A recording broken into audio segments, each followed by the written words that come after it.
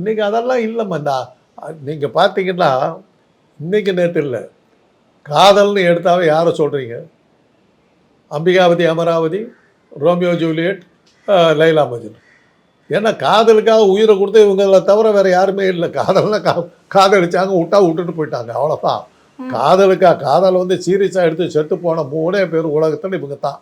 இந்த 3 ஜோடி தான், வேறு யாரும் இல்லை.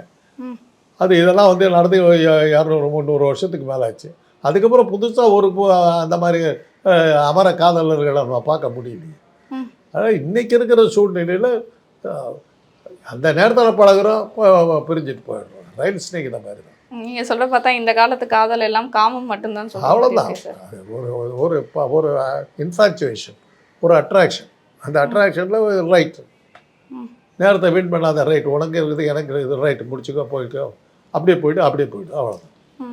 ஆனால் இந்த ஆன்லைனில் இந்த மாதிரியான விஷயங்கள்லாம் நடக்குது இல்லையா, அதுக்குன்னு ஒரு பெரிய நெட்வொர்க்கே இருக்கா பின்னாடி? அதைத்தான் நான் சொல்கிறேன், டெக்னாலஜி வளர்ந்துருக்குது, அதெல்லாம் தடுக்க முடியாது.